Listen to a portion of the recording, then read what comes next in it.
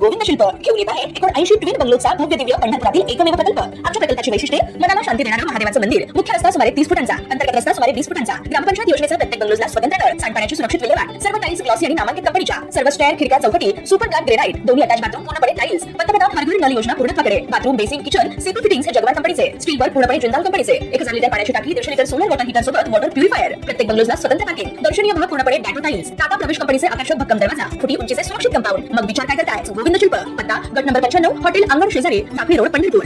विवाहबाह्य संबंध आणि कौटुंबिक कलहामुळे गुन्हेगारीच्या घटनांमध्ये वाढ झाली आहे। बीड जिल्ह्यातील केज शहरात कौटुंबिक वादातून असाच एक धक्कादायक प्रकार पुढे आला असून पत्नीचे कथित अनैतिक संबंध तसेच तिच्या आणि तिच्या नातेवाईकांकडून होणाऱ्या मानसिक आणि शारीरिक त्रासाला कंटाळून एका 40 वर्षीय व्यक्तीने आत्महत्या केली।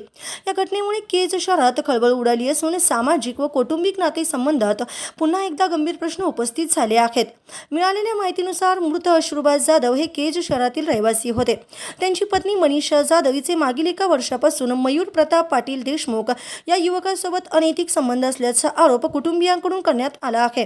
या कारणावरून पती पत्नीमध्ये सातत्याने वाद होत होते। परिस्थिती इतकी गंभीर बनली की मनीषा जाधव ही आपल्या 2 मुलांसह प्रियकरासोबत धारूर रोड परिसरात भाड्याच्या खोलीत राहत होती, असेही तक्रारीत नमूद करण्यात आले आहे।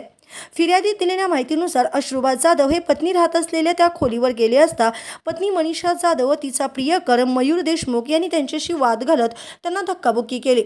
यावेळी जातीवाचक शिवीगाळ करत त्यांना तेथून हाकलूनही देण्यात आलं, तसेच जीवे मारण्याची धमकी दिल्याचाही आरोप आहे।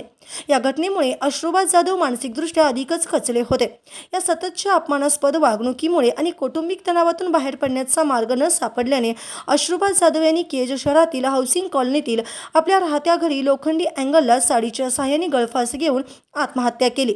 घटनेची माहिती मिळताच नातेवाईकांनी त्यांना केज येथील शासकीय रुग्णालयात दाखल केले, मात्र डॉक्टरांनी तपासणीनंतर त्यांना मृत घोषित केलं। ताज्या घडामोडी पाहण्यासाठी आमच्या YouTube चॅनलवरील PVR म्हणजेच पंढरी वार्ता या न्यूजला सबस्क्राइब करा आणि शेजारील बेल आयकॉनवर क्लिक करा।